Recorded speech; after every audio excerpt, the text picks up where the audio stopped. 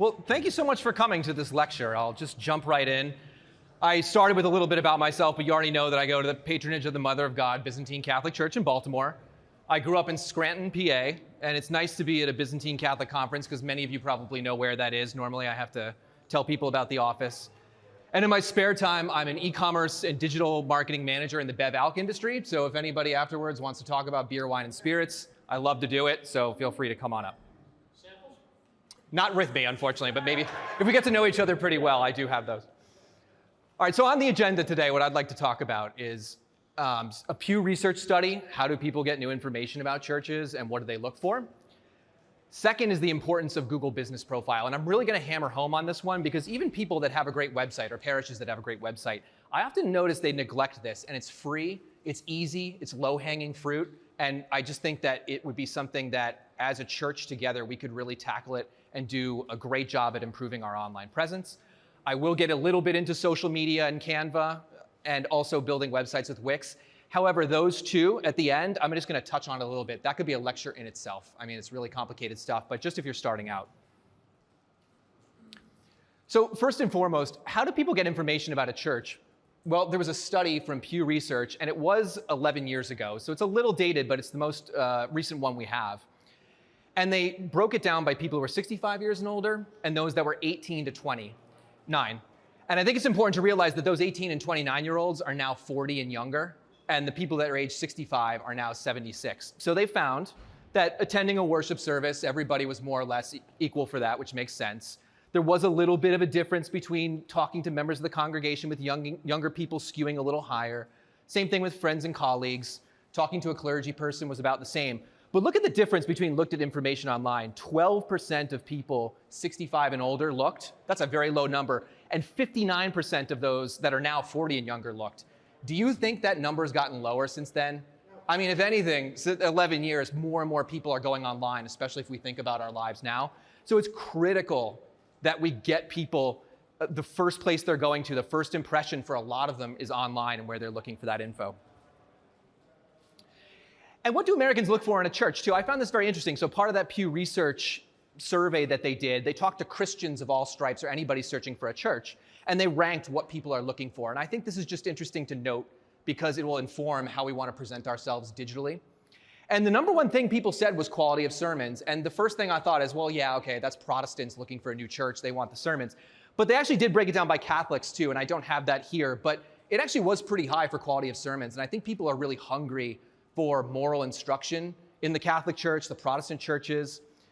Feeling welcomed by leaders, so clergy being welcoming is a big one, but that also could be leaders in the parish too. It might be the ECF teachers. I mean, there's always somebody at the parish who's like a administrator who's kind of a de facto leader, making sure that you feel welcomed. Oop, don't know what happened there. Uh-oh. You know, I really wish I did a handout now.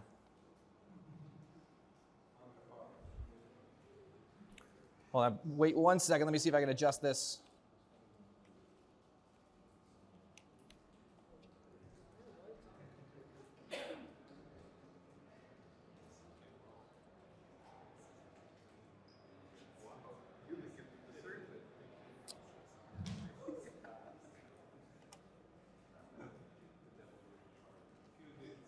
Oh boy.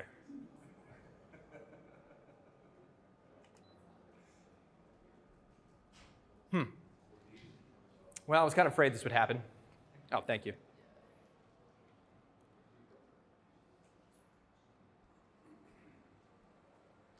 But in the meantime, I'll speak to those other metrics while we're doing the tech here. So I mentioned quality of sermons and feeling welcomed by leaders. So style of the services was also one too, which I think is really interesting because sure, I love the Eastern Rite, we all do too, and it's always weird to me when some people are like, it's not for me because I love it. But people are looking for the styles of services, so it might not appeal to everybody, but if you were to talk to people about who has the best liturgical tradition and you were to be neutral about it, I wager most people would say the East really has one of the most impressive liturgical services, so we can really lean into that. Location was one which we can't do much about. Education for kids is a big one with 56%. I don't know why that's so low. All right, well, maybe it'll get better. Oh, there it goes. And then I'll also speak to availability of volunteering opportunities. Wasn't the majority, but it was pretty high at 42%. So this helps us leverage our digital presence by knowing that people want to know about our clergy. They want to emphasize an active, welcoming community, which includes clergy, but it also includes just lay people too. Leaning into our liturgical tradition, which seems like a no-brainer, but you'd be surprised how little information of our services is online. And then interest in how the parish shepherds its youngest members, so ECF classes and the like. I want to start here, as I mentioned, at the Google business profile. And I'll wager all of you have gone to Google, you've looked up restaurants, you've seen what a Google business profile looks like. You search it in the bar there, and the first thing that will come up, if you get the business right, is the parish or the restaurant. You'll see a photo, and you'll see reviews. And then you can see it there on the mobile version.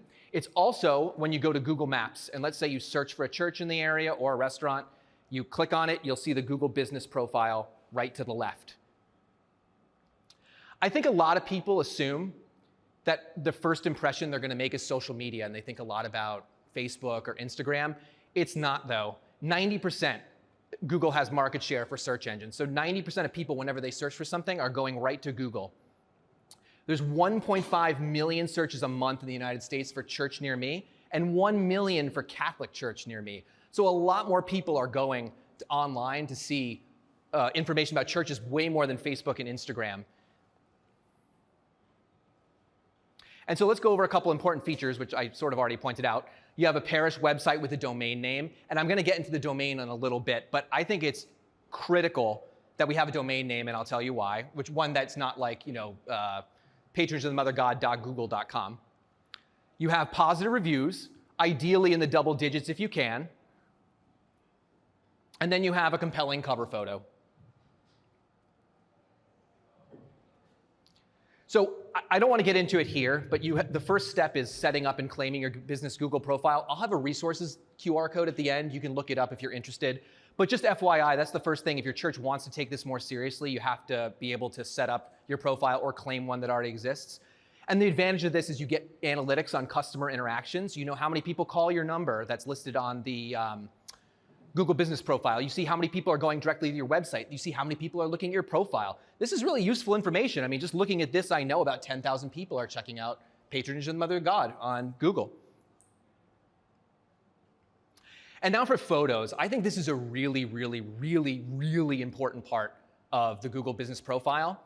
And when I first went to Patronage of the Mother of God in 2022, these were the two photos that greeted me when I looked it up. And I thought to myself, is there anybody even there? Is this like a museum or some guy's house? And like the cross, I mean, this is a lovely icon, but the cross is crooked. It's a like really grainy photo. And I was scared to go there. I went there and I literally was thinking like, there's gonna be like 3 people who are 80 and there's nothing wrong with that, but I wanted somebody, my age, and they're all gonna come up to me and start talking to me because I'm new. And I actually almost didn't go, and I'm glad I did. And we've really taken an active effort in putting photos and videos now. And look at the difference in just 3 years. And this is only a taste of it, but you see like what's happening liturgically. We have pictures of kids, we have processions, we actually have videos of some of our hymns that we sing so people know what the plain chant is like. Father Vasile doing Easter. We do have some iconography without without people in it, which is nice, but you really got to emphasize people. They want a welcoming community. They want to know other people are there. And I do think that a lot of people think this is cheating if you upload photos. Like a lot of people think, in my opinion, that, oh, well, other people will do this for me. And if I upload my own photos, it's like cheating. It's like reviewing myself or something. It is not cheating to upload your own photos. It's taking an active role in making sure that the first impression people get of your parish is a good one, where they see people and things happening. And I've been to liturgical services where 10 people show up. I mean, that happens. You don't have to take like sad photos. Just get 5 people by the iconostas and take a picture. It makes a really good one. And then when you do have 80 or 100 people there, you can take photos then as well. And you do turn it a little bit into the parish creep too. I've had some photos where people are kind of looking at me, but they're sort of used to it now, and you just need an iPhone or an Android to take these photos. And look at the difference it makes. It's a huge difference for people. Okay, the review section too is part of something you can manage in Google Business Profiles. And 2 things that I want to just let you know about that. So one is, when you claim your profile, you can respond. So Father Vasile Polyak came to our parish, and I said, hey, Father, thanks, come and worship with us again. You can respond to reviews, and almost no churches do that. But I bet if you think about a restaurant or another business where people are responding to reviews, even negative ones, it shows that they care and that they're actively interested in making like any problem better. You do have to be careful. You can't be a jerk when you respond or passive aggressive. And I think we've seen that where it just makes it even worse. But if someone's really annoying you, just go to ChatGPT and come up with a response like, hey, a nice response to this person being a jerk. And you can get a nice one where you're like, hey, how can I make this better for you? But I think that shows people that you're active and someone's there caring. And then challenge negative and off-topic reviews. I've seen this so much at a lot of our churches. And in fact, this was not on Google, but it was on Facebook. I remember our Eparchy Cathedral, St. Michael the Archangel in Passaic, New Jersey. There was somebody who just said uniates, and they put 2 stars in there. And it's like, yeah, it was just there until I challenged it, and I reported it, and they removed it. But like, don't let people do that to you. That's cheating. And there was another review. I just went to Holy Transfiguration in Virginia, which is a Melkite parish, and I had a great time. And I went on Yelp, and I noticed somebody said, well, you know, in their sermons, they don't condemn Israel, and you should go to the Antiochian Orthodox Church down the road. That is cheating. You cannot do that, cheater. So I reported the review and they removed it. I mean, you can't be, like, that's not relevant to the parish at all. And I've noticed that a lot of people don't really challenge the reviews on our Google business pages. You absolutely should. You have nothing to lose. So like for this person, Terry Ross, not related, said 3 stars. They have food giveaways here. Very appreciative. I mean, that's not really good information about the parish. And why did you only give it 3 stars? I don't know about you guys, but when I go on Amazon and I'm buying anything, if it's less than like 4.5 stars, I'm like, that's garbage. I mean, it could be 4 stars. I'm like, that's trash. I'm not buying it. So we got to really make sure that we're active about that. And the worst they're going to say is no. Okay, the importance of a domain name, I just want to harp on this again, and that's what your website is. It's not like patronage.weebly or patronage.google. It's patronagechurch.com. It builds credibility and trust, and you wouldn't believe there are some parishes still that don't have their own website domain. It costs you $10 or $15 a year to do it. I guarantee you, your parish is spending something, $10 or $15, much stupider than a domain name. You can definitely find the money to do it. You should. It also means that when people search your church, it comes up more quickly. If you don't have your own domain name, it's going to be at the bottom of the list. And then it increases web traffic, because I don't know about you, but when I see that .google, I'm like, ugh, I'm going to get a virus. I'm not touching that with a 10-foot pole. People won't go to your website. And again, I see these, it's sad, but where I'm from in Scranton, there's a couple churches that don't even have their own domain name. And just think about it from a non-church example for a moment. So would you buy a product today without an image on it? I bet 20 years ago you would have, because the internet was kind of new and just getting its foot, and I would think, okay, now, like fine, I'll buy it and give it a try.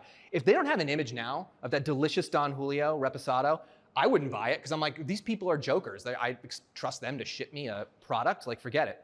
And you wouldn't buy from a store that said like leafcitypurses.weebly.com. I definitely would not be buying my wife anything from that shop.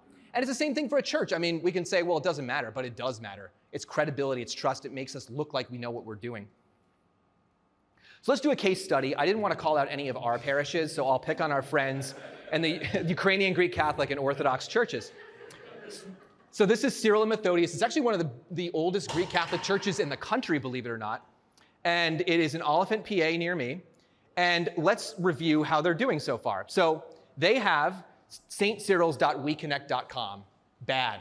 They should just pay the $10 for a domain name. I mean, they actually don't have a terrible website. It's not great, but it's not terrible. Their cover photo, which they can set when they own their profile, it's the first thing people see. It's not bad. I mean, they don't make iconostases like that anymore, do they? But it'd be kind of nice if somebody was in the photo. I mean, is it like a museum or something? So it's not bad. It might make me click on it. But the thing is, you don't want to take a chance. I mean, people are so flaky. You'd think like, well, of course they're going to go to my site if they see a nice iconostas. Not necessarily. I mean, this is like the era of swipe left, swipe right. People are just going to go somewhere else if you don't make it easy for them. I will say they do have 20 Google reviews and it's 4.8. That's not bad. But when I click on the photo and I think, okay, I'm going to go see some people, I really don't see much at all. This is the only photo with people in it in their entire Google business review. I see a couple people carrying the standards. I see a couple baskets. It actually looks like there's a lot of people there, but there's really not much else, and everything is just empty, empty, empty, empty, empty, empty, over and over again. So it makes me wonder, why would I go there? Is anybody even there? What am I going to experience when I go? And it's a huge missed opportunity. Oh, I already said these. There's no pictures of clergy either. It's a missed opportunity because if you go to their website, they actually have really nice photos. I mean, these aren't half bad. It would take them literally 2 minutes. I almost want to do it for them because I feel sorry for them. Just download them and put them up on Google. That's where more people are going. They're definitely seeing that before they see your website. if they ever get to your website at all. So that's a really easy thing to do. St. Mary's, I happened to drive past it when I was at the Finger Lakes this weekend. I just saw it on the road. Let's see how they're doing. They're an Orthodox in the Carpatho-Russian district, or diocese. So they have their own domain name. That's really good. I don't like their photo. And yeah, it's like a nice church. It has a dome, and it kind of has that nice look. But it doesn't really tell me anything about their church. I mean, again, is it empty? What is it? I don't know. They have 5 Google reviews. That tells me that not a lot of people are going there. I bet they could do a little better if they tried. And again, it's not cheating to ask for reviews. You can do that. And it's a big missed opportunity again, because if you go to their Google Photos and you click on it, it's a beautiful church. I mean, I would live in that. And that should really be their cover photo of the iconostas, I think, or this one, because it's really good looking. It's better than this. But there's no people in it. So does anybody even go here? And again, when you go to their website, they have a beautiful website. And there's people front and center. I mean, you should have put that right in the Google. That should be your cover photo right there. They look like lovely people. I'd want to worship with them. Before, I'd be like, is anybody there? And again, people are flaky. And it's so easy. It would take you 30 seconds to do that. All right, I know I'm kind of going through this fast. That's Google profile, your business profile. I want to touch on social media for just a little bit, because I think a lot of churches do an okay job of this, and it's a difficult field. I think they have to do really well, but there's just some simple things you can do. So I just want to go through the 4 that might be most relevant. One is Facebook. There's 3.1 billion users monthly on Facebook. I think maybe some of you have heard too, though, that it skews towards Gen X and older. It is becoming an older platform. It's not cool anymore. That being said, it's pretty easy to post pictures of parish life, and I still think it's the most useful, most entry-level social media you can do. So get somebody who's putting those pictures on your Google business profile and just throw them on once in a while. And I'll give you some ideas of what you could do there. Instagram is another one that people talk a lot about. 2 billion monthly users. It skews towards millennials like myself. And it's good for sermon clips and things like that, but the bar's a little higher. You have to have better tech in order to make it authentic, I'd say. We mess around with it a little bit, but not too much. I still think Facebook, if you're really not doing anything, is the place to go right now, at least for the time being. TikTok is 1.6 billion monthly users. It definitely skews towards Gen Z and Gen Alpha. I'm sure we're all like, well, that would be great to get them into our parishes, and it would. It's just very hard to be authentic. Like, I'm too old to do anything on TikTok and make it cool.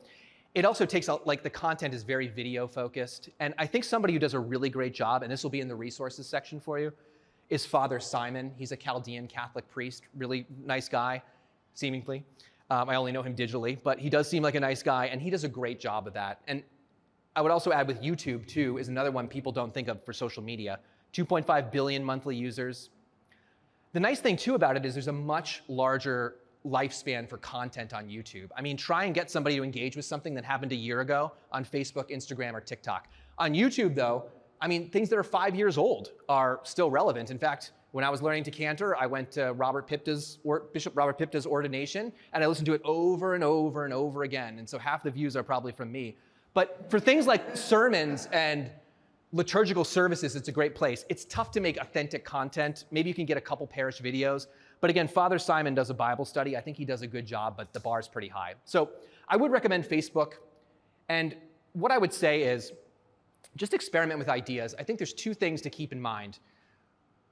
The same metrics apply for what people are looking for in a church. You want to make sure you have pictures of clergy. You want people, welcoming community. You want pictures of services. And then just experiment a little. And the other thing is consistency. You just want to post on a consistent basis. I try to do once a week for our parish. I don't always get there, even if it's once a month. Just some consistency so someone knows you're there. What you want to avoid is going to a parish Facebook page and there hasn't been a post in a year, because people start to wonder, well, is anybody there anymore? Is anybody doing anything? Do they care?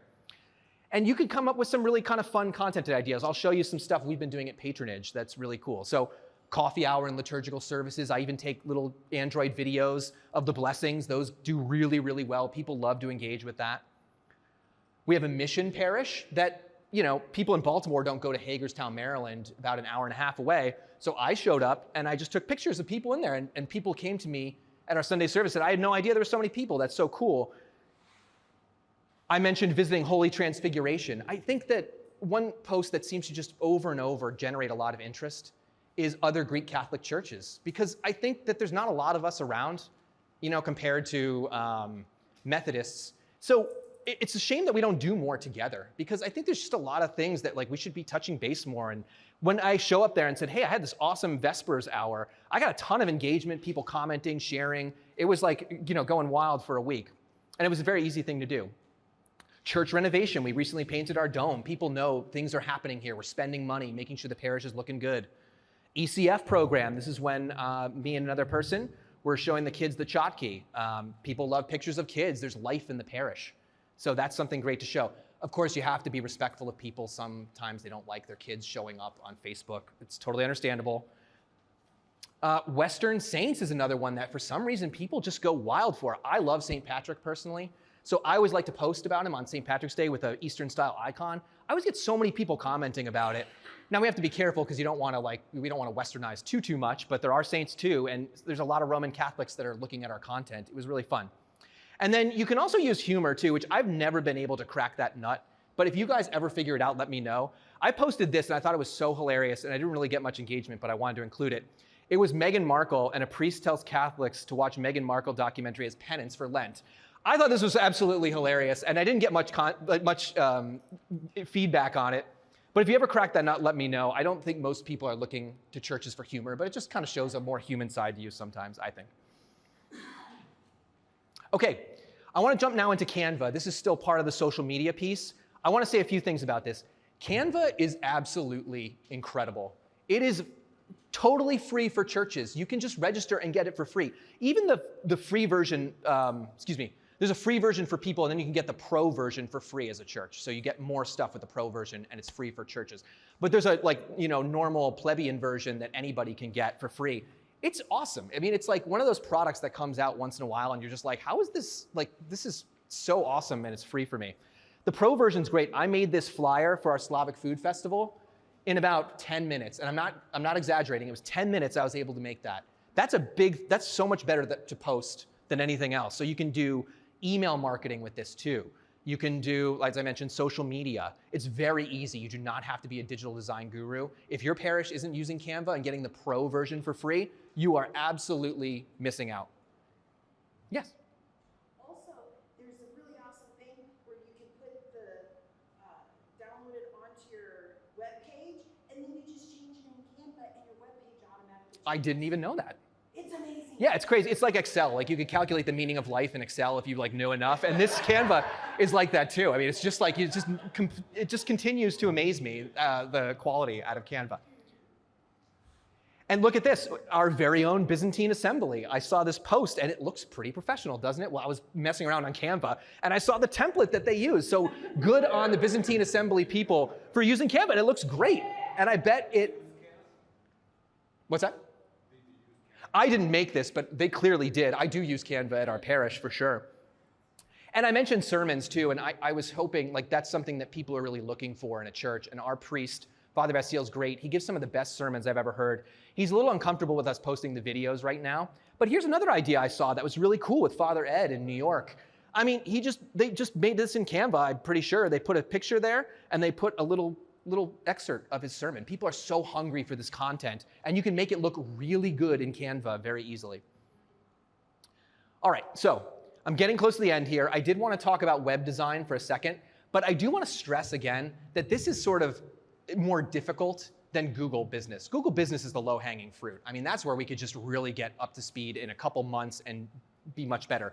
Web design is hard, but Wix is a great one. If you're going to try it out, I definitely recommend trying out Wix because it's super easy. There's some church templates. We use this template for our own church when we redesigned the website. I was able to do this new website with another parishioner. I'm not a professional web designer, and I think it came out pretty good. This is just the home page, and same kind of things. We're focusing on people. We're focusing on making sure the liturgy is very clear what time it is. We're showing what's happening in times. We're focusing on the ECF, the clergy, information with nice videos. You can make this in an hour. It's really not that hard, and you just kind of have to play around with it a little bit. Even if you don't want to do that, Holy Trinity Russian Orthodox Church in Chicago, which is not far from us, has this Google calendar they made. We have a calendar on our website, which I think is great. But look how great it is showing everything that's going on at the parish. We are terrible at this at Patronage. We're doing so much cool stuff. Nobody knows about it. So having that on your website or using a Google calendar is a great way to do it. I know I'm flying through this website piece because, frankly, it's just a whole talk on its own how to do it. But I would just say Wix is where you want to do it if you want to try it without hiring a professional. All right, and I just want to, I'm going to wrap up here for a little bit and talk about the limitations of digital. So one, it can't replace an authentic parish experience. I think I was a little naive when I started out and a little bit prideful in the sense that Patronage was not very good with online content, and I thought, well, if I just fix it up for them, the people will be rushing in the door. We did get more interest, it helped a little bit, but it's not just going to be a magic bullet that solves everything. And I think that sometimes we're so online all the time, we think that maybe that's true. And the Orthodox have had a lot of success online in the last 10 years, and mostly from like YouTube apologetics, but there's been a lot of interest for that denomination that really people haven't known about very, very much. But it's not going to replace communal worship. It's not going to replace getting a handshake when you go to the parish. You got to make sure that once the people get in there, you have your parish life in order too. And then it can't be your parish's only form of evangelization either. So I think I was naive in thinking that, well, going to bake, volunteer at the soup kitchen, that's old school. And going to a festival and having a table, like who needs that? We have online, they'll just see it there. Online is important, but it doesn't replace getting people out. And I have to admit, I don't know how you guys are doing. Patronage, we could do a better job of actually getting out in the world, going to different marches, going to a festival and having a table. You can't, this is just one form. It can't replace that. All right, so I have some parting thoughts here. And one, this is just kind of a summation before I get into my thoughts about what to do next. So Americans, as a reminder, are looking for welcoming clergy and leadership, impactful sermons, and youth education. So we want to lean into our liturgical tradition as well. We have some of the best. It might not be for everybody, but I bet a lot of people will love it if they see it. Your Google business profile is likely your first impression for new parishioners. It's not social media, it's not your website. Those are important, but Google business profile, you should go and manage it. It's free, it's easy, and when you do, focus on those photos, focus on the reviews, and focus on making sure you have your own domain name for a website, and that will draw people to that website where you can get them there. Take advantage of Canva. It's free, the pro version. You can elevate social media. You could send better emails to your parishioners even. Do better handouts. And then Wix for new website without professional assistance. But hey, if you have the money, call in a professional because that'll make it a lot easier on you too. And this is my final thought, just as we're kind of thinking about the broader Byzantine Catholic organization that I wanted to talk about. And this is what I think that would really help us. I think if it was up to me and I was Pope Kevin, I would say we need to list our parishes by digital capabilities. Each eparchy should go through and score their parishes. So they should say, how's your Google business profile? Do you have your own website? How are the reviews? Do you have photos of people? Does it look compelling? Do you have your own website? And then we can score it. And then attack the low-hanging fruit. I mean, the Google business profile, you can find a person at each parish and just, even phone calls. I would be willing to sit on a phone call with them. Just get a group of people who know what they're doing and have a contact there. Do you have some photos? Good, upload them. Here's how you do it. Let's challenge these reviews. And in a few months' time, we could take those profiles from maybe down here for some parishes that are struggling to A level very quickly. And then having a list, what larger projects do we need to tackle? And by larger projects, I mean like websites. They're not easy, I admit. They're more challenging than a Google business profile. But at least having the list of those projects will let us tackle them because we know that they're there and that they're ready to go. And that would be helpful because, frankly, Orthodox 360, you should go to their website. It's started by an Orthodox priest in the OCA, I believe. They're a whole group of people that build websites for Orthodox parishes. They do drone flyovers of parishes. They do intro videos for each parish priest talking about the Orthodox faith. Their stuff looks really good. They're paying attention to it. The Greek Orthodox, I don't know if it's called diocese, they're eparchies. They take it very seriously. If you go to a Greek parish, you'll see that they have web design teams that do every single parish. Their Google business profiles aren't always right up there, but with their websites, they're doing a good job. So I think we need to pay attention to this because I think Roman Catholics do a pretty good job. I think Orthodox are getting better. And if we don't catch up, they're going to eat our lunch. And that's a really important thing to make sure that people get a good first impression. So that's it. So thanks for paying attention. I hope I didn't talk too fast. I'm a high. Oh, and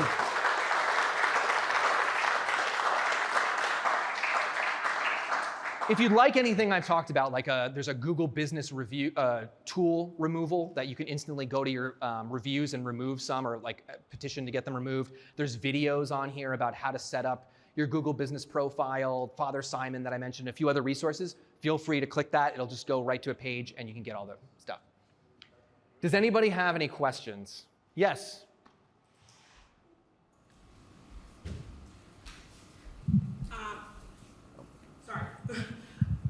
So I have two sisters who are both in web design, and I think you did a fantastic job covering some of like what needs to happen as far as how we present our parishes using a whole lot of different media. My question is, I think there's been, I don't know if other people could agree with this, but I think there's been some question in my parish particularly about what kind of content we're putting out, who has a say in what that content is, and how we need to be mindful of what we're sharing with the larger community about our parishes. And so I'm wondering if any of our priests or bishops might be able to answer, you know, if this is in our hands to put this out there, what's our role and what kind of do we need to be asking people higher up in the hierarchy than ourselves to be putting out? Like what do we need permission for? That kind of thing. Good for you, I agree with that, asking for permission.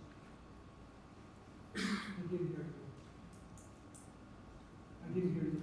Oh, I never thought about asking for permission. Well, I'm definitely not a bishop or anything, so I will defer to them. I think that question came too from the place where I think there's been some work in my parish for something like this to be happening, but it hasn't gotten off the ground, and I'm not sure why. I'm not sure if it was a permissions issue or something like that. I will say there is, oh, I'm sorry, Bishop Archer, go ahead. I can talk only as a priest that had the most wonderful parish website at OLPH Albuquerque. And the only permission that I was inquiring with the eparchy was to put out the photos of children and videos of children. Yeah. Otherwise, basically, there was nothing to ask permission for. Yeah. And I think one thing that does help is if you go to YouTube, there's a group of people, and I can't remember the name of it, but his name is Brady Shear, I think, and he's a Protestant, but he does like social media for all the like evangelical churches, but he has videos that are really good. You can come up with a social media policy, which I did for our parish. And it probably would have been good to show you guys this, but it's kind of like, hey, this is the consistency we're trying to post. We're going to make sure that we ask permission about any kids. And we have like 25 kids in our parish, which is not bad, but that's pretty easy for me to ask all the parents, hey, are you cool if we post this or if we don't? And most were okay with it. A couple said no, and we just respect that. And other than that, I do understand there's a lot of red tape sometimes about asking for permission. Maybe this isn't the answer anybody wants to hear, but I just kind of started rolling with it. I made the policy, and then I'm just like, well, I'm just going to do it. And I think I don't want to drown people in red tape. I mean, maybe that's the corporate person in me, but. We incorporated into our ACF registration. There's a line on the ACF form that says initial here to say it's okay, or a checkbox. You're a smarter man than I. That's a really good idea. Awesome. I like that. Good idea. Why would you recommend Wix? Why not WordPress or eCatholic? Why Well, I don't know much about eCatholic. I was under the impression that they charge you to make the website, though. And that's fine if you have the money to do it. And if I'm mistaken about that and you can just get it for free, the nice thing about Wix is it's cheap. So if you're like, look, we don't have $1,000 to spend on a website, and you have somebody who's my age or younger or older who's just good with this kind of thing, they can do it on their own. But you're absolutely right. They could go to eCatholic. You could hire somebody to do it. WordPress, I would say, is a little bit higher of a, it's a little tougher to use than Wix. Wix is like meant for people who don't know anything about web design. WordPress is a higher bar. You could do Squarespace is another one that's good. I just find that Wix is the best and the easiest to use in my experience. But with WordPress, you can create something your own and it will stay there. Wix is your problem. Wix is your what? Your problem or something. You know, that it's not yours. Well, it's a template. Right, if you're using something that was created by someone. True. This is WordPress, you create your own thing that will remain there. Which is true, but because you're creating it on your own, it's a lot harder to do. So if someone's able to do it, I think that's fantastic. There's nothing wrong with using WordPress. I've built a WordPress site before for myself, and it's just a lot harder than Wix. Wix, you got this template. You can edit it to make it look like your own, even though it's a template. And I think it's just, if you're low on funds and you have somebody who's interested, they could build something that's pretty good pretty easily, I'd say at the cheapest. But yeah, it's not the only game in town, that's for sure. Bishop Robert? Yes, thank you. Gina, thank you for your questions. I think they're very important. I would say, certainly for the Eparchy of Parma, the parish priest must be responsible for everything that represents the church. Everything. And that means any domain that's purchased, it needs to be a parish purchase. Yeah. If there's a code to get in to change content, the priest needs that on file.